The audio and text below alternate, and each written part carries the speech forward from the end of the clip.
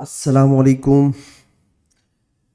बेटा हम अपने नेक्स्ट लेक्चर के साथ स्टार्ट करते हैं। हमने अपने लास्ट लेक्चर में P5 का इंट्रोडक्शन स्टार्ट किया था। हमने कुछ बेसिक बातें समझने की कोशिश की थी और मेरे ख्याल से मैंने उसमें आपको पहली चीज़ बताई थी टाइट्रेशन, राइट। मैंने आपसे कहा था कि यूजुअली आपको P5 में ज़रूरी नहीं है बट यूजुअली आपको तीन तरह के सवाल मिलते हैं: टाइट्रेशन, एनर्जेटिक्स और रिएक्शन काइनेटिक्स। तो ये जो टाइट्रेशन है वो हम डिस्कस कर चुके हैं। आज हम इंशाल्लाह एनर्जेटिक्स और रिएक्शन काइनेटिक्स का भी थोड़ा ओवरव्यू ले लेंगे, ओवरऑल जर्नल कुछ बातें और डिस्कस कर लेंगे ताकि हमारा इंट्रोडक्शन कंप्लीट हो जाए P5 का, ठीक है। तो एनर्जेटिक्स ये भी एक आ, इस तरह के सवाल आपको काफ़ी नज़र आएंगे P5 के अंदर। एनर्जेटिक्स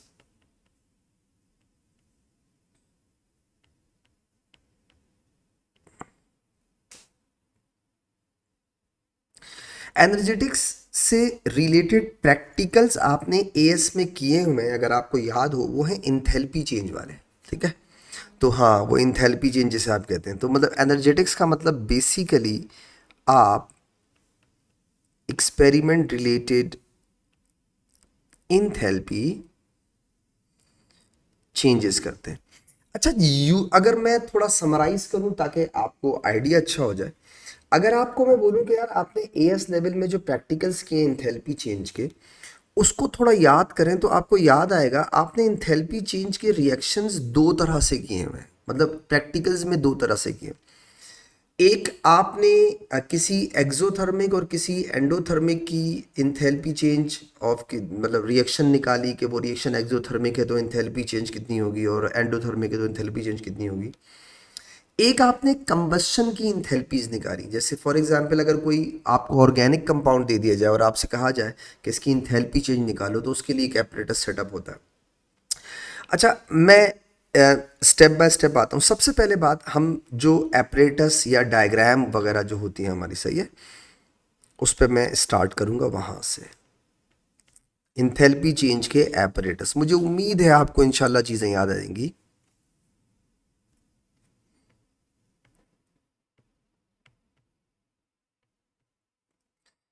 आपने कैलोरीमीट्री के एक्सपेरिमेंट्स किए हैं एएस लेवल। कैलोरीमेट्री किसे कहते हैं? देखिए, एक आपको याद होगा कि आप एक पॉलीस्टाइरीन का कप लेते थे,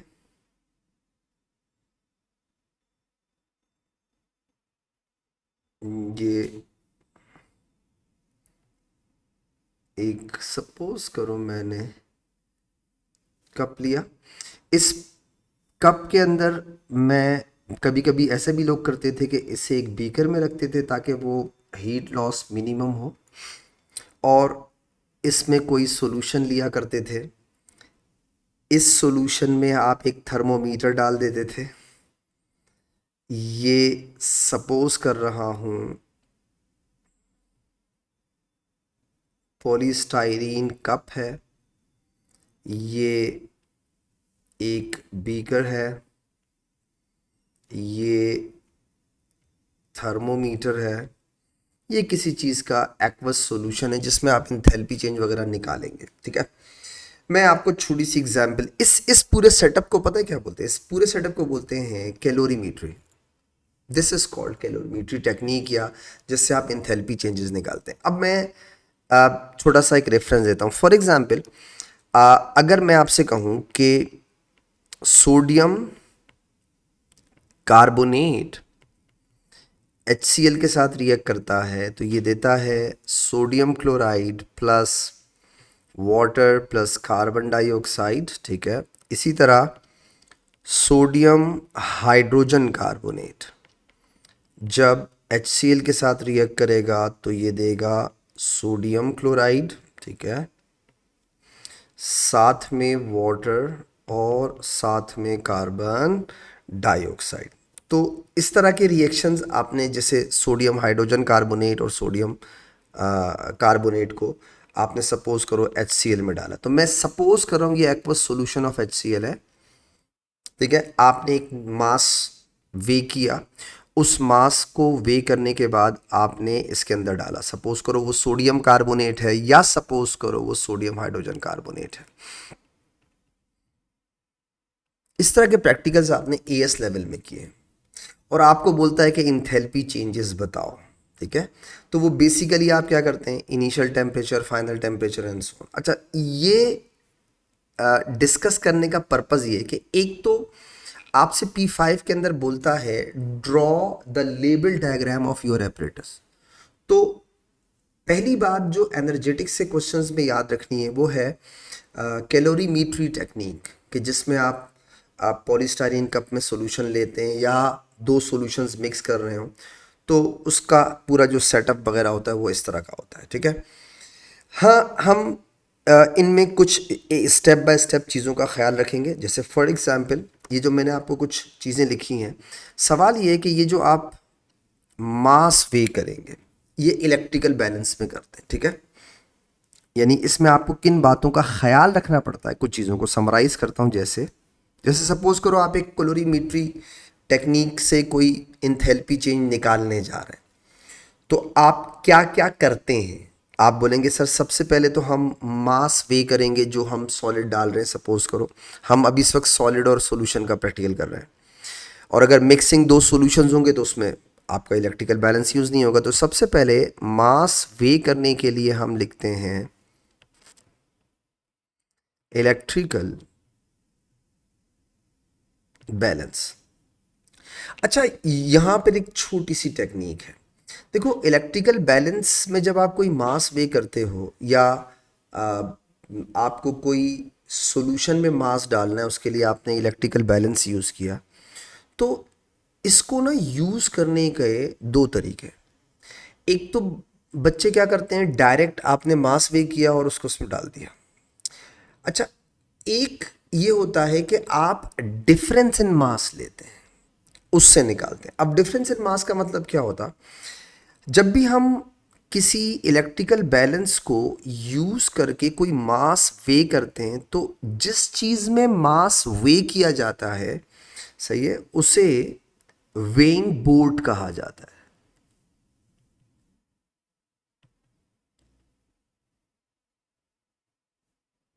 ये weighing board exactly board type की नहीं होती, बस इस तरह का एक न्यू समझ लो, जैसे ट्रे टाइप की होती है, जिसे लोग वेइंग बोर्ड कहते हैं। अब अगर मुझे एक स्पेसिफिक मास ऑफ कार्बोनेट डालना था HCl के अंदर, तो मुझे कैसे पता चलेगा कि मैंने जो मास डाला है या जो मैं लिख रहा हूं वो एग्जैक्टली वही है जो मैंने रिकॉर्ड किया है, जो मैंने लिखा हुआ है, वो कि मुझे कैसे पता चलेगा। तो उसका एक आसान तरीका क्या होता है, जो सबसे बेस्ट तरीका भी है, कि आप इलेक्ट्रिकल बैलेंस यूज करें। उस इलेक्ट्रिकल बैलेंस में आप करेंगे कि जो भी मास आप वे करने जा रहे हो उसे वेइंग बोर्ड पे रख दिया। आपने उसका मास वे कर लिया जो भी है। सपोज करो वो मास आ रहा है 27.40। सपोज अब आपने क्या किया, इस मास को जिस भी सॉल्यूशन में ऐड करना था आपने कर दिया। उसके बाद आप इस एम्प्टी वेइंग बोर्ड को वापस से रीवे कर लें। अब उससे फायदा क्या होगा, उससे फायदा ये होगा कि आपके पास एग्जैक्टली वो मास आ जाएगा जो आपने ट्रांसफर किया है। तो मिस्टेक के चांसेस खत्म हो जाते हैं जब आप इनिशियल और फाइनल लेते हैं।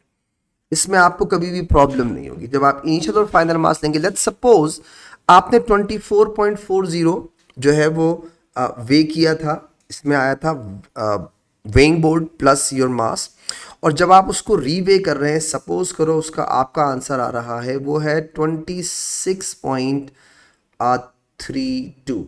तो अगर मैं 27.4 माइनस 26.32 करता हूं, लेट्स सपोज, तो मेरे पास एग्जैक्टली वो मास आ गया जो मैंने ऐड किया है। यानी मैंने कहा कि 27.40 माइनस 26.32, तो मैंने जो मास ऐड किया वो मेरे पास आया 1.08। अच्छा, एक और चीज याद रखिएगा, जब आप स्टार्ट करते हैं कोई सॉलिड मास वे करने से, वो आपको ना P5 के अंदर टेबल बनाने को भी देता है। जैसे आपको टाइट्रेशन के अंदर ना इनिशियल और फाइनल रीडिंग्स और उसका टेबल बनाना आना चाहिए, वैसे आपको मास जो आपने ऐड किया था उसके लिए भी बोलता है कि टेबल बनाओ। तो वो टेबल बेसिकली क्या होता है कि आपने जिस चीज़ में मास लिया है उसका, वो जो एपरेटस है उसका मास, जैसे वेइंग बोर्ड है, प्लस आपने जो मास ऐड किया वो, और जो एम्प्टी डालने के बाद आपने किया, तो उसका एक पूरा टेबल बनाना होता है। तो मुझे उम्मीद है आप इसमें टेबल बनाने का भी ख्याल रखेंगे। ये हो गया सबसे पहले वेइंग बोर्ड। अब आते हैं एक और चीज़ पे। देखो, सॉल्यूशंस आप सबको बनाने आते हैं, तो हमने टाइट्रेशन में डिस्कस कर लिया है। इलेक्ट्रिकल बैलेंस के बाद हम जो सेकंड बात यहाँ पे देखेंगे वो देखेंगे स्टे फॉर फ्यू मिनट्स।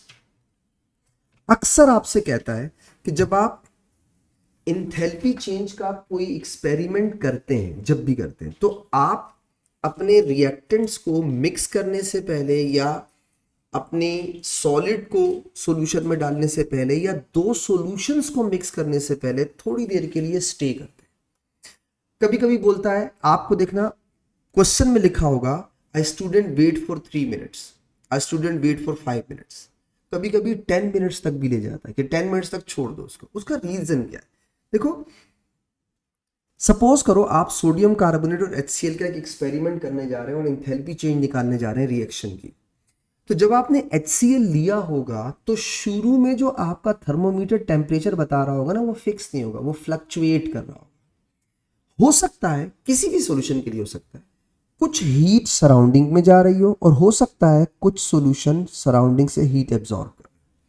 तो अगर आपके पास इनिशियल टेम्परेचर नहीं होगा तो आप चेंज इन टेम्परेचर नहीं निकाल पाएंगे। तो ये जो आपको बोलता है ना स्टे फॉर फ्यू मिनट्स, थोड़ी देर के लिए रुक जाओ और थर्मोमीटर को डाल के छोड़ दो, वो बेसिकली इसलिए होता है कि आपका जो टेम्परेचर है वो फिक्स हो जाए, इनिशियल टेम्परेचर कांस्टेंट हो जाए, चेंज ना हो, फ्लक्चुएट ना करे। तो हम इसीलिए थोड़ी देर के लिए अपने सॉल्यूशंस को छोड़ देते हैं, इसका ख्याल रखते हैं ताकि हमारे पास इनिशियल टेम्परेचर की रीडिंग एक परफेक्ट रीडिंग आ जाए।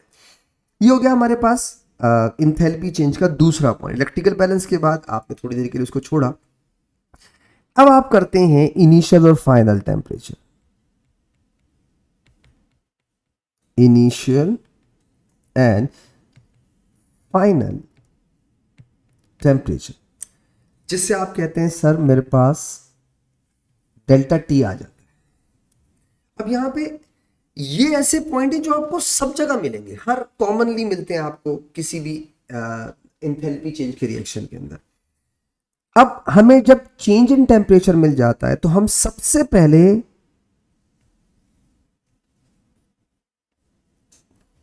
अमाउंट ऑफ हीट निकालते हैं। एक फॉर्मूला है, मुझे यकीन है आपको अब तक याद होगा, Q is equal to MC delta T upon 1000। 1000 लोग बाद में भी करते हैं, लोग साथ में भी लिखते हैं, कोई फर्क नहीं पड़ता। 1000 का मतलब आपका आंसर डायरेक्ट इसमें आ जाए, किलो जूल के अंदर आ जाए। ठीक है, तो Q is equal to MC delta T upon 1000। यहां पे फिर से मैं कुछ बातें रिवाइज करूंगा चूंकि आपको AS लेवल की याद होनी चाहिए। इस पूरे फॉर्मूला में तो जो सबसे मोस्ट इंपॉर्टेंट चीज है वो है M, सबसे इंपॉर्टेंट, जिसका लोग ख्याल नहीं रखते। जैसे फॉर एग्जाम्पल याद रखिएगा, इंथैल्पी चेंज के अंदर जब आप कैलकुलेट कर रहे हो और ये फॉर्मूला यूज कर रहे हो Q is equal to MC delta T, तो M बेसिकली होता है मास ऑफ सॉल्यूशन। इस मास ऑफ सॉल्यूशन में आप सॉल्यूट का मास हमेशा इग्नोर करते हैं। सपोज करो आपने 50 ग्राम के अंदर 2 ग्राम सॉल्यूट डाल दिया, तो आप M की वैल्यू 52 नहीं लेते, 50 लेते। You just ignore the mass of your solute. ठीक है, तो this is mass of solution number 1। Number 2, इसके बारे में दूसरी बात जो आपको, ये पहली बात हो गई। दूसरी बात जो आपको पता होनी चाहिए अबाउट M, ये हमेशा ग्राम्स में होना चाहिए। सपोज करो सर उसने हमें सेंटीमीटर क्यूब दिया, कोई बात नहीं, वैसे तो इंफॉर्मेशन देता है, अगर ना दे तो आपने अपनी तरफ से क्या लेना है, हमेशा कि 1 centimetre cube is equal to 1 gram. Suppose वो आपसे कहता है 50 centimetre cube of solution is used and 2 gram of sodium carbonate is dissolved। तो आप m की वैल्यू क्या लेंगे 50। आपने 2 को इग्नोर किया। अब सवाल ये है कि आपको तो मास ग्राम में चाहिए, वो तो कह रहा है 50 सेंटीमीटर क्यूब, तो 1 centimetre cube is equal to 1 gram. ठीक है। तीसरी बात जो आपको m के लिए याद रखनी चाहिए वो है total mass of the solution. सिर्फ मास ऑफ सॉल्यूशन नहीं, टोटल मास ऑफ सॉल्यूशन। अच्छा, अब यहां पे मैं आपको छोटी सी एग्जांपल से समझा देता हूं, मुझे उम्मीद है याद आ जाएगा आपको। देखो सपोज करो आपका आप कोई एक्सपेरिमेंट कर रहे हैं, उसमें आप सॉलिड सॉल्यूशन में नहीं डाल रहे, ओके, तो आप दो सॉल्यूशंस मिक्स कर रहे हैं, उसकी भी कोई ना कोई एंथैल्पी चेंज होगी। ठीक है। तो अब सपोज करो जैसे फॉर एग्जांपल आप न्यूट्रलाइजेशन रिएक्शन कर रहे हैं, तो न्यूट्रलाइजेशन रिएक्शन इज एक्सोथर्मिक। आपने एसिड और एल्कली मिक्स कर दी, एसिड और एल्कली दोनों एक्वस सॉल्यूशन में। अब कितने एसिड के सॉल्यूशन ने कितने बेस के सॉल्यूशन के साथ रिएक्ट किया। अब सपोज करता हूं अगर मैं उसमें, जैसे मैं लिखता हूं कि 25 centimetre cube of HCl use हुआ एक्सपेरिमेंट के अंदर, आप न्यूट्रलाइजेशन कर रहे हैं, और आपने उसको ऐड किया था suppose 13 centimetre cube of sodium hydroxide. अब मेरा सवाल यह है आपसे कि आप m की वैल्यू क्या लेंगे, पता है? हाँ भाई, आप m की वैल्यू क्या लेंगे? क्या आप m की वैल्यू 25 लेंगे, क्या आप m की वैल्यू 13 लेंगे, या क्या आप m की वैल्यू 38 लेंगे? आप m की वैल्यू लेंगे 38, ये बोल रहा हूं। तो आप m में इस बात का ख्याल रखते हैं कि आप हमेशा total mass of the solution लेते हैं। ठीक है। आगे चलता हूं, एक स्टेप इसमें और देखिएगा। इसी तरह ये जो जब आप इसकी वैल्यू निकाल लेते हैं, एक स्टेप और आगे बढ़ता हूं। ये जो आपके पास अमाउंट ऑफ हीट आती है, ये आती है किलो जूल के अंदर, जबकि आपकी इंथैल्पी चेंज किस में होनी चाहिए, किलो जूल पर मोल। तो आपके पास जो भी आंसर है वो किलो जूल में आ गया। अब आप पर मोल यानी सपोज करो आपके पास 0.01 मोल थे और उससे कोई वैल्यू आपके पास आ गई, सपोज करो y, और आपने कहा 1 मोल से जो वैल्यू आएगी x क्रॉस मल्टीप्लाई करो तो x बराबर हो जाएगा y अपॉन 0.01। ये आपके पास आंसर आ गया किलो जूल पर मोल के अंदर। ठीक है। ये सब आपने कैलकुलेशन एएस लेवल में की, ये कोई रॉकेट साइंस नहीं है, बहुत सिंपल सी है। बस एक बात का और वापस से रिकॉल करवा रहा हूँ, ख्याल रखवाएं। आप जब भी इंथैल्पी चेंज निकालते हैं ना, तो उसमें इस बात का ख्याल रखें बेटा कि enthalpy change depends upon limiting reactant. जिस तरीके से amount of product limiting reactant पर डिपेंड करती है, इसी तरीके से इंथैल्पी चेंज भी लिमिटिंग रिएक्टेंट पर डिपेंड करती है। सपोज करो आप सोडियम हाइड्रोक्साइड और HCl का कोई न्यूट्रलाइजेशन रिएक्शन कर रहे हैं, उसके लिए आप इंथैल्पी चेंज और न्यूट्रलाइजेशन निकाल रहे हैं। आपके पास HCl के भी मोल्स हैं, आपके पास सोडियम हाइड्रोक्साइड के भी मोल्स हैं, तो आप न्यूट्रलाइजेशन किस मोल्स को यूज करके निकालेंगे, आप कहेंगे डिपेंड करता है उनमें से लिमिटिंग कौन है। तो दो बातें बस याद रखिएगा। एक बात आपको ऑलरेडी पता है, एक वापस से रिकॉल करो। जैसे आप आज तक पढ़ते हुए आए हैं ना कि प्रोडक्ट की अमाउंट लिमिटिंग पे डिपेंड करती है, इंथैल्पी चेंज भी लिमिटिंग पे डिपेंड। ठीक है। तो ये बात हमेशा याद रखिएगा कि enthalpy change of reaction depends upon limiting reactance पे डिपेंड करती है। वो ख्याल रखेंगे तो आप इंशाल्लाह हो जाएगा। ये हो गया आपका क्यू, और उसके बाद आप इंथैल्पी चेंज निकाल लेंगे, आंसर आए।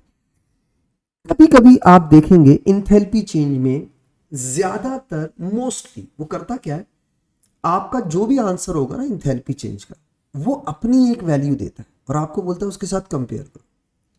अजीब बात है, आपकी और उसकी वैल्यू में हमेशा फर्क होगा, हमेशा।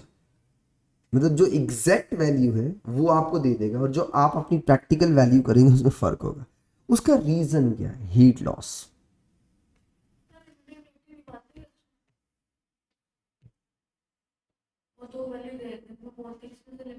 जो कम हो, लिमिटिंग किसे कहते हैं? वो चीज जो रिएक्शन में पहले यूटिलाइज हो जाए, जो यूज्ड अप हो जाए, उसे लिमिटिंग कहते हैं।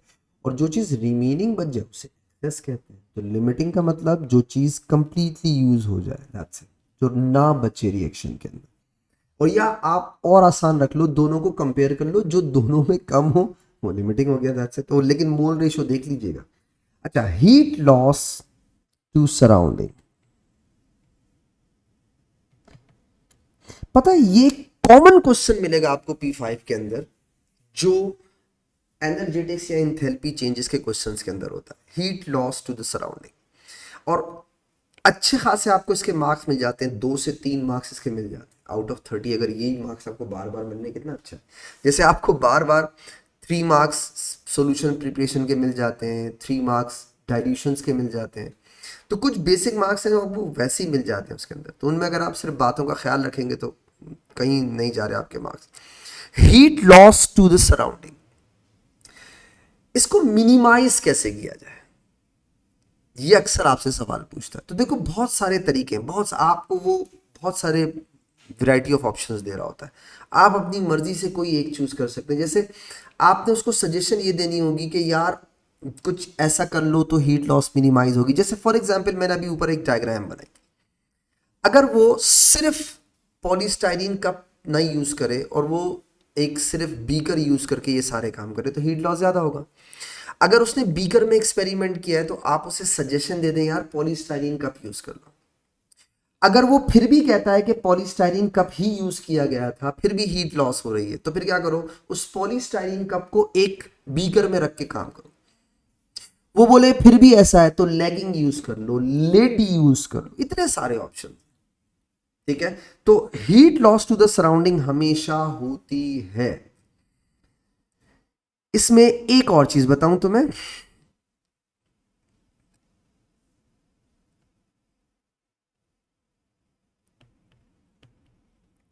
कंबशन इंथैल्पी, इसी का सीक्वेंस है कंबशन इंथैल्पीज। ये भी सवाल है कंबशन इंथैल्पीज के। देखो शायद आपको अब तक पता नहीं, याद हो नहीं हो, वैसे तो ये इस तरह के सवाल आपने एएस में थ्योरी में बहुत किए होंगे। सपोज करो मुझे enthalpy change of combustion of ethanol निकालनी, मैं अपनी तरफ से एक क्वेश्चन एज्यूम कर लूंगा तो शायद मैं आपको अच्छा समझा पाऊं। जैसे मैंने एक एज्यूम किया, सपोज करो मैं कहता हूं कि मुझे enthalpy change of combustion of ethanol देखना। ठीक है, अच्छा अब यहां पे आप डायरेक्ट फ्लेम के साथ कभी भी हीट मेजर नहीं कर सकते। आप कभी थर्मोमीटर को किसी नेकेड फ्लेम के ऊपर लगा के उसका टेम्परेचर राइज नोट कर सकते हैं? जी नहीं, खराब हो जाएगा। अब क्या करें, मुझे यकीन है आपको शायद थोड़ा थोड़ा याद हो। देखो सपोज करो, जैसे मैं एग्जांपल देता हूं कि अगर मैंने 0.03 मोल्स ऑफ इथेनॉल लिया हुआ, मैंने कहा एक एग्जाम्पल से समझाऊंगा, क्वेश्चन बना के तो शायद अच्छा समझ आए आपको। मैंने क्या किया, एक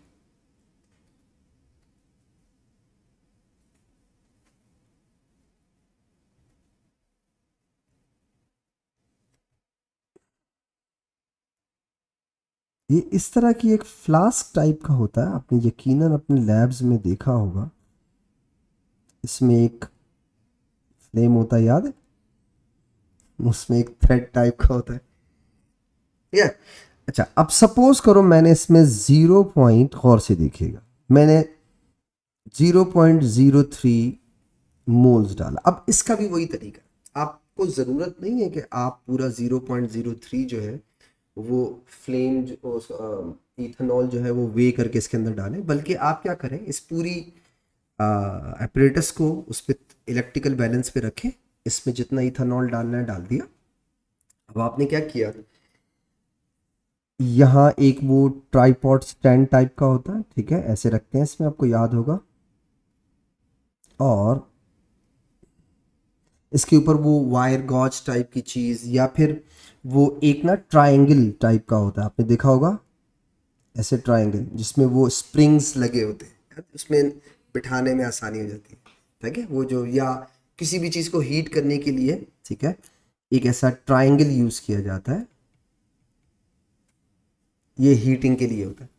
अब आपने उस पे रखा एक बीकर, और बीकर में सपोज करो आपने 200 सेंटीमीटर क्यूब वाटर रखा हुआ, ठीक है, इसमें आपने क्या डाल दिया, थर्मोमीटर। अब गौर से देखिए भाई, इंथैल्पी चेंज आप कैसे निकालेंगे कंबशंस की, क्योंकि आप इथेनॉल को डायरेक्ट जला करके वो जल रहा है कितनी हीट प्रोड्यूस कर रहा है नहीं निकाल सकते ना, तो हम करते क्या है, इनडायरेक्ट मेथड यूज करते हैं। अब हुआ क्या, आपने इलेक्ट्रिकल बैलेंस पे जितना इथेनॉल लेना था वो लिया, ठीक है, जो भी आपकी रिक्वायरमेंट थी उसको आपने यहाँ रखा, और अब आप जब इसमें फ्लेम जलाएंगे, ठीक है, वही सारे इनिशियल थोड़ी देर के लिए रुक जाओ, टेम्परेचर को फिक्स रहने दो ताकि आप आगे चलें।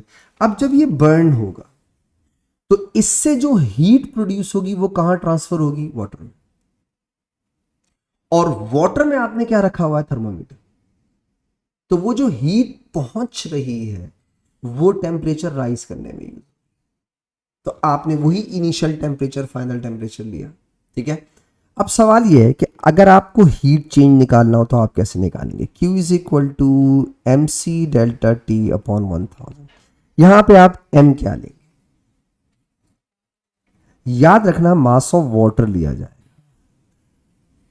सही है, और ये जो इथेनॉल है ये अब आपका वही है ना, सॉल्यूट टाइप का हो गया ना आपका, तो आप तो इसे हमेशा इग्नोर करते हैं।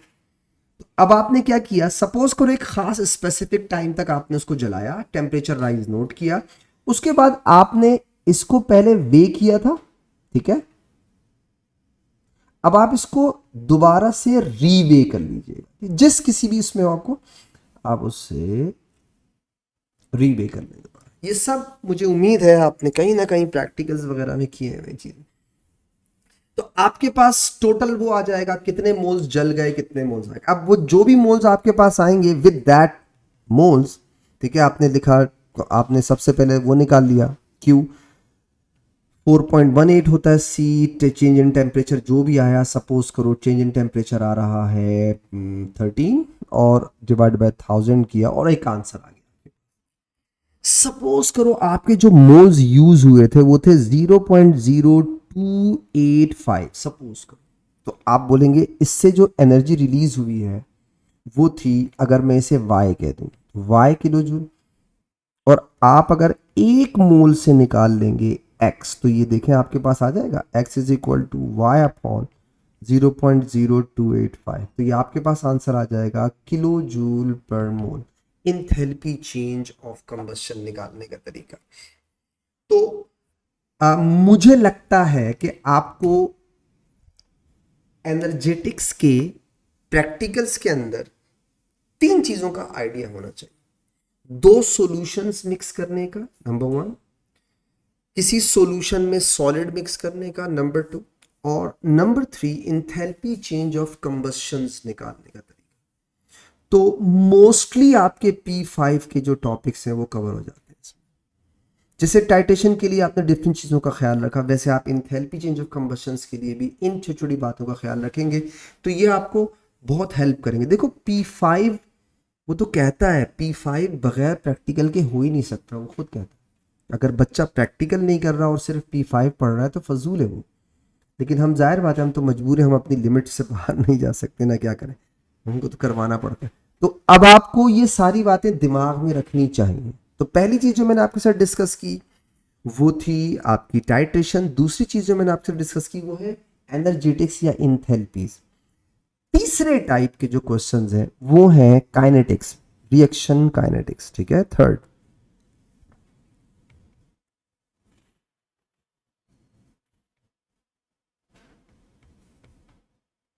Reaction kinetics. अब देखो रिएक्शन काइनेटिक्स चूंकि हम लोग अपनी कोर केमिस्ट्री में पढ़ लेते हैं तो मोस्टली इतना प्रॉब्लम नहीं होना चाहिए, रिएक्शन काइनेटिक्स का मतलब यही हो गया, आप रेट ऑफ रिएक्शन वगैरह निकालें। इनमें कुछ छोटी छोटी चीजें ऐसी हैं जो शायद आपको तंग कर सकते हैं, जैसे फॉर एग्जांपल इनिशियल रेट।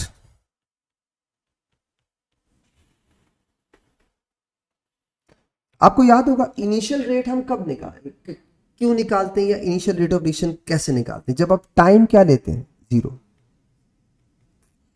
ठीक है, इनिशियल रेट ज्यादातर जब आप किसी काइनेटिक्स का कोई सवाल सॉल्व कर रहे होते हैं तो वो बेसिकली आपसे वो इनिशियल रेट मेथड के तरीके पूछ रहा होता है।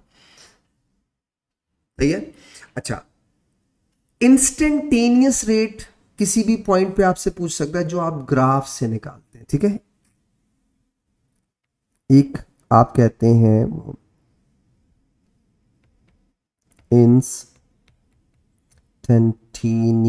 रेट, यूजुअली आप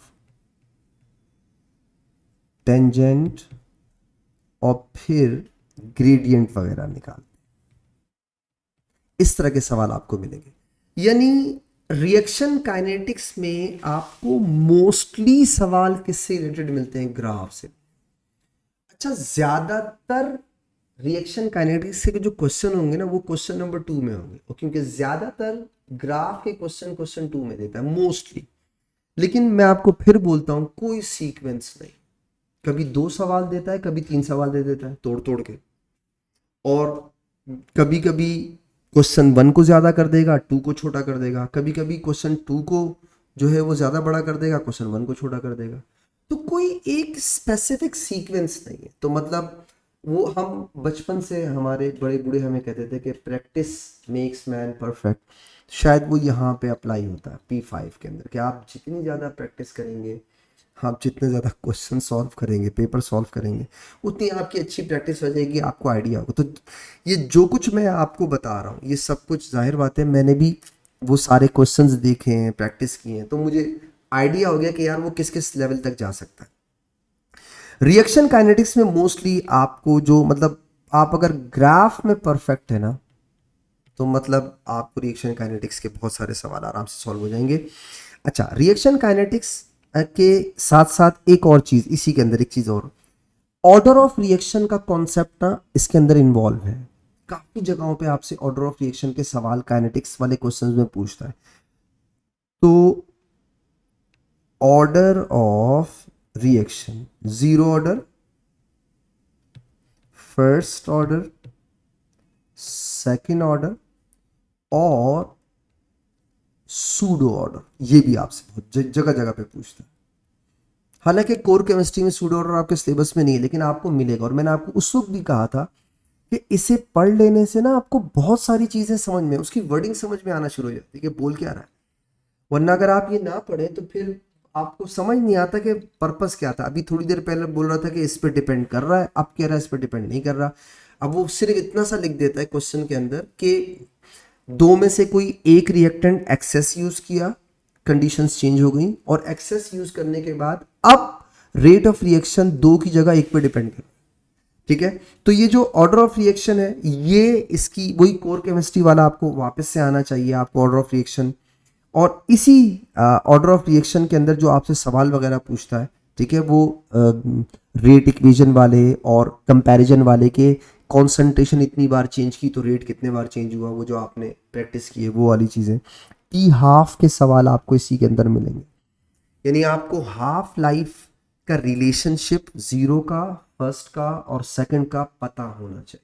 ये सवाल आपसे पूछता है रिएक्शन काइनेटिक्स के P5 के अंदर। ठीक है, तो आपको ये आने चाहिए।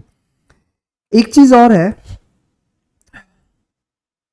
सीरीज डाइल्यूशन, सीरियल नहीं, सीरीज डाइल्यूशन की बात कर। जैसे सपोज करो अगर आपसे कोई आपको एक कॉन्सेंट्रेशन का इफेक्ट रेट पे निकालना, तो ये जरूरी नहीं होता कि आप एग्जैक्ट कॉन्सेंट्रेशन निकालें। आप सीरीज ऑफ डिफरेंट कॉन्सेंट्रेशंस बनाकर भी factors affecting rate of reaction with respect to concentration निकाल सकते हैं। मैं आपको एग्जांपल देता हूं। सपोज करो, देखो आपको ना एक छोटा सा सवाल अक्सर मिलता है टेबल के अंदर और कभी कभी ना उसे ड्रॉ करने को भी देता है, तो ज़रा ख्याल रखिएगा। जैसे सपोज करो आपसे उसने कहा यार एक स्टूडेंट है और वो कंसंट्रेशन का इफेक्ट फाइंड आउट करना चाह रहा है रेट के ऊपर। तो जाहिर बात है जब आप कंसंट्रेशन का इफेक्ट रेट पे निकालेंगे, आप सोचें एटलीस्ट कम अज कम भी भाई 4 से 5 प्रैक्टिकल करने पड़ेंगे। तो क्या आप हर दफ़ा एक स्पेसिफिक कंसंट्रेशन बनाएं, फिर उसे यूज़ करें, फिर उसकी कैलकुलेशन करें? जी नहीं, आपको तो सिर्फ रेट का इफेक्ट निकालना है ना। तो आप एक काम कर सकते हैं, मैं आपको छोटी सी एग्जांपल दूं। फॉर एग्जांपल सपोज करो मेरे पास एक बीकर में सॉल्यूशन रखा हुआ है 3 मोल पर डीएम क्यूब। अब देखते जाइएगा मैं कर क्या रहा हूं। अब मुझे इस 3 मोल पर डीएम क्यूब से डिफरेंट कॉन्सेंट्रेशंस बना करके और वो करना है, एक्सपेरिमेंट करना है। तो मैं कैलकुलेशन नहीं करूंगा, मुझे कोई ज़रूरत नहीं। फॉर एग्जांपल मैंने क्या किया देखिएगा गौर से। मैंने एक बीकर लिया या बॉइलिंग ट्यूब ली, मैंने उसमें पूरा 20 सेंटीमीटर क्यूब HCl डाल दिया। डन हो गया, ये मेरा एक सॉल्यूशन बन गया। अब दूसरा देखिएगा, मैंने एक और बीकर लिया, उस बीकर में मैंने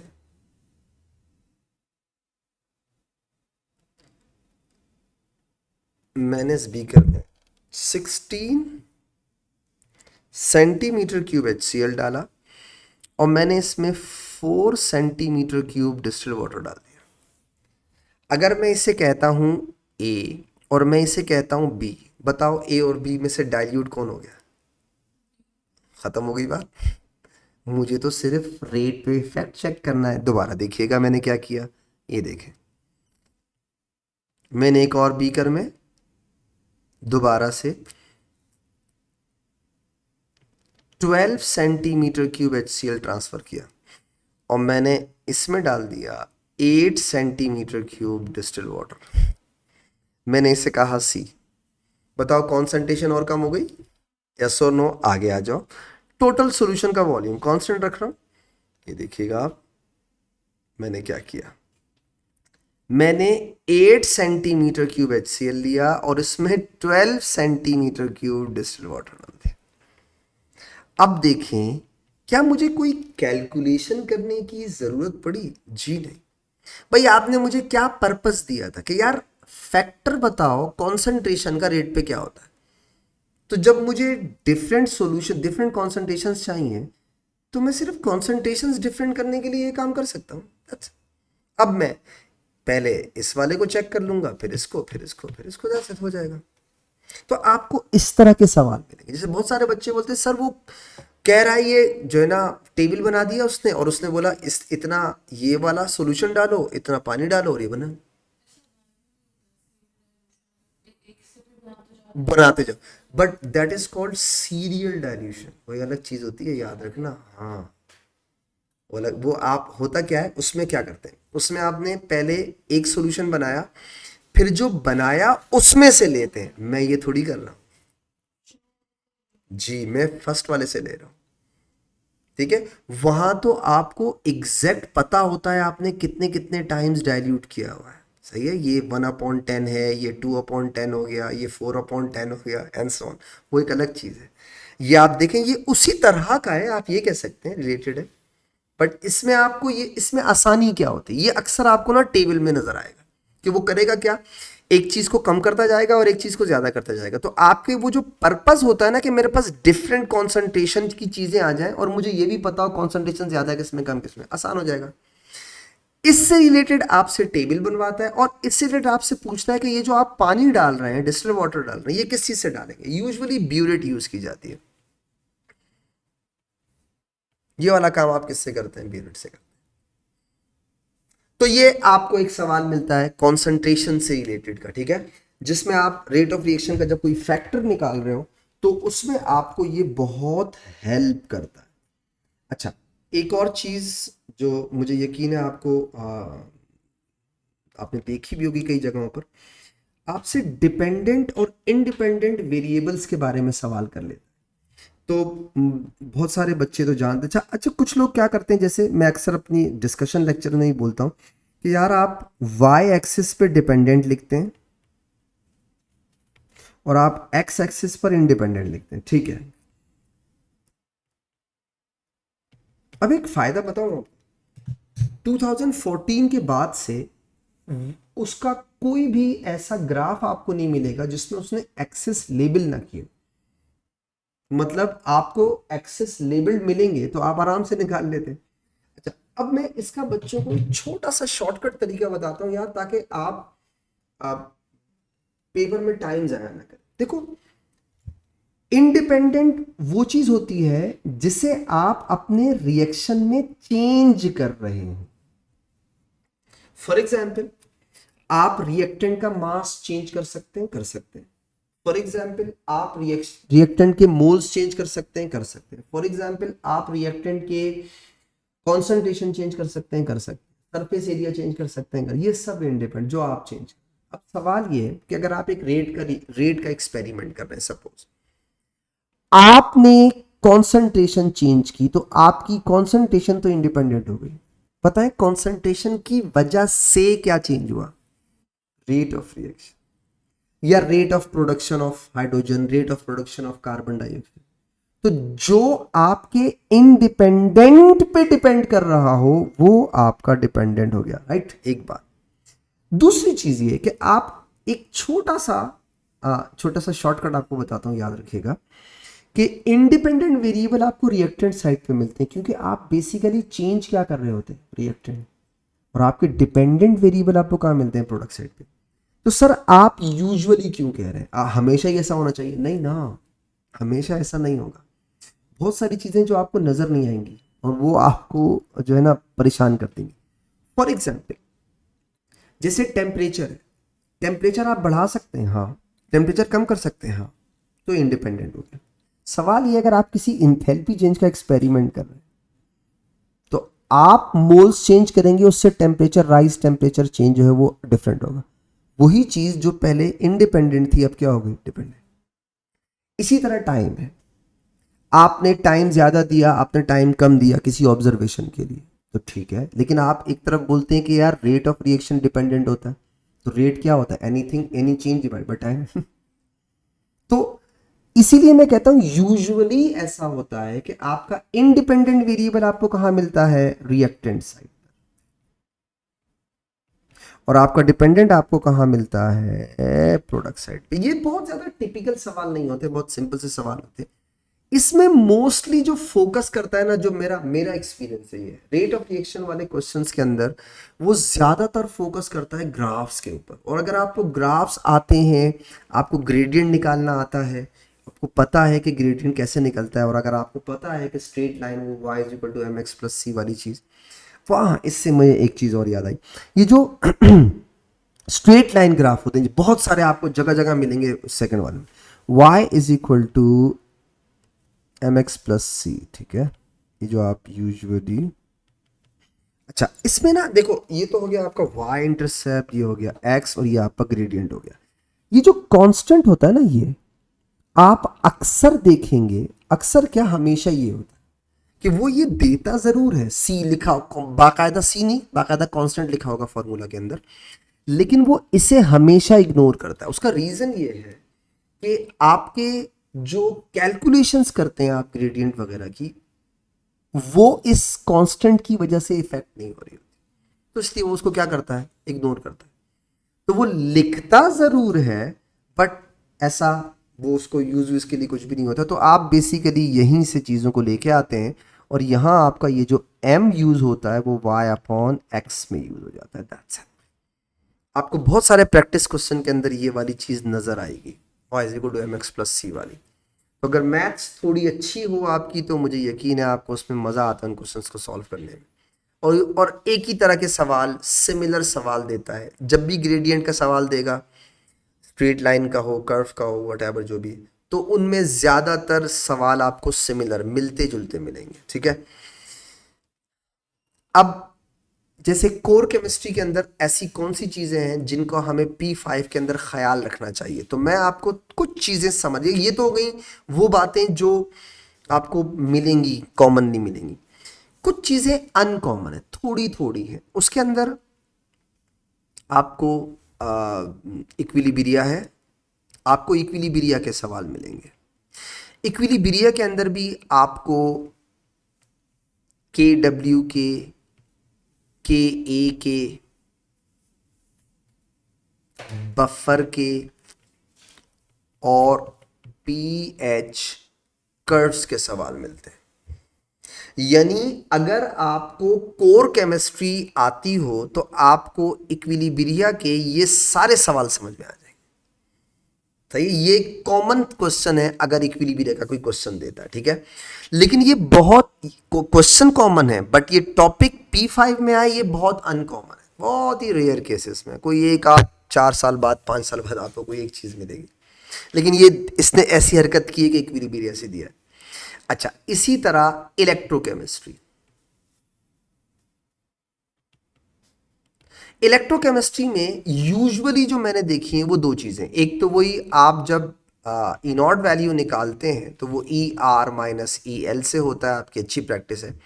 एक इंथैल्पी चेंज के साथ मिक्स कर देता है कि delta G is equal to minus N into F into E nought. ये याद होगा ना आपको कि आपको एनर्जेटिक्स में आपने पढ़ी भी है ये चीज़ कि आप वोल्ट की वैल्यू को इंथैल्पी चेंज में कन्वर्ट कर सकते हैं, या रिलेशनशिप ये आपको याद होना चाहिए, ठीक है।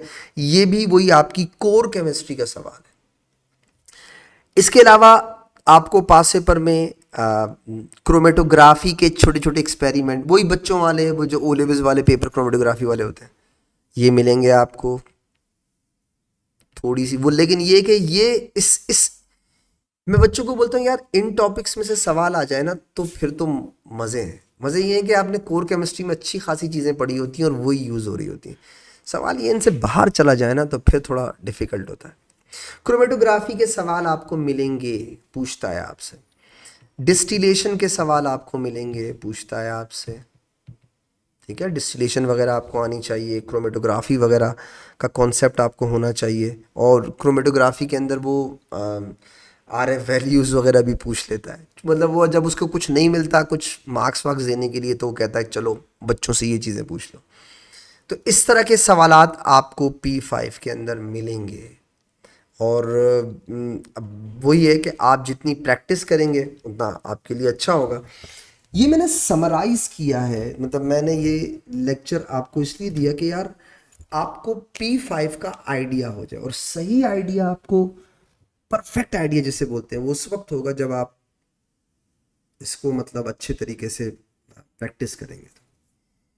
तो मेरा ख्याल है अब हम स्टार्ट करेंगे इनके जो जो जो क्वेश्चंस है ना वो करना। तो उससे इंशाल्लाह ये चीज़ें जो जो भी बताई हैं, वो जो नहीं बताई वो सब इम्प्लीमेंट होंगी इंशाल्लाह।